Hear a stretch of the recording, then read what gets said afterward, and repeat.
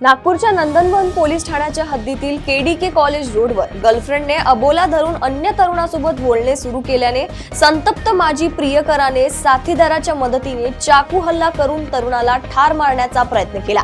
या प्रकरणी पोलिसांनी चौघांविरुद्ध प्राणघातक हल्ल्याचा गुन्हा दाखल केलाय।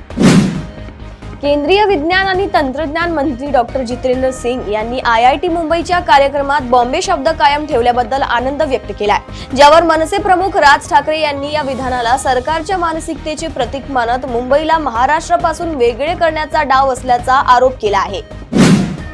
छत्रपती संभाजीनगर येथे प्रचारार्थ गेलेल्या मुख्यमंत्री देवेंद्र फडणवीस यांनी ते मुख्यमंत्री पदी असेपर्यंत लाडकी बहीण योजना कोणीही बंद करू शकत नाही, उलट महिलांसाठी लखपती दीदी योजना अंमलात आणण्यात येणार आहे असे आश्वासन दिले आहे।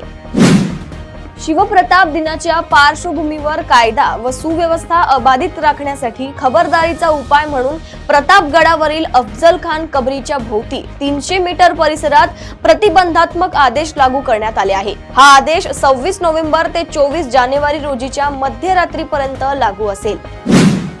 मेळघाटातील कुपोषणाच्या परिस्थितीची तुलना राज्यातील इतर कुठल्याही दुर्गम भागाशी होऊ शकत नाही।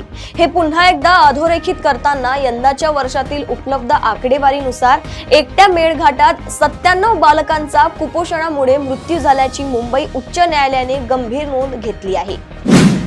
भारत आणि श्रीलंका येथे 7 फेब्रुवारी 2026 पासून 10व्या T20 वर्ल्ड कपला सुरुवात होणार आहे। भारतात चेन्नई, अहमदाबाद, कोलकाता, मुंबई आणि दिल्ली तर श्रीलंका येथील कोलंबो आणि कॅन्डी येथे सामने होणार आहेत। ICCने या स्पर्धेच्या वेळापत्रकाची माहिती जाहीर केली आहे। अमरावती जिल्ह्यातील वरुड तालुक्यात विवाह समारंभ पार पडताच काही वेळातच वराचा हृदयविकाराच्या झटक्याने मृत्यू झाला।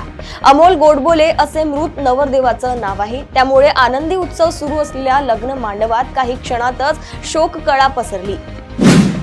नागपूर जिल्ह्यातील डिगडोह देवी परिसरात हिंगणा पोलीस स्टेशन मध्ये कार्यरत असलेले पोलीस शिपाई ऋषभ भातुलकर यांना भाजप नगर परिषद उमेदवार अनिल शर्मा आणि त्यांच्या कार्यकर्त्यांनी सामूहिक मारहाण, जीवघेणी धमकी, प्रयत्न व शिवीगाळ केल्याचा गंभीर प्रकार समोर आला आहे।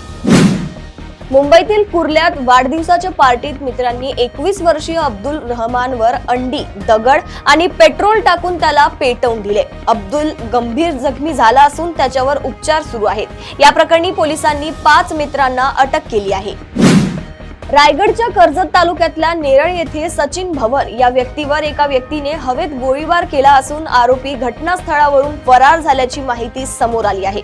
आरोपी धुळे शहरात 15 गुन्ह्यांमध्ये वॉन्टेड असून सराईत गुन्हेगार असल्याची शक्यता पोलिसांनी वर्तवली आहे। प्रदेशातील अशाच टॉप 10 बातम्या मी साक्षी आपल्यापर्यंत पोहोचवत राहील। तोपर्यंत बघत रहा देशोन्नती। नमस्कार।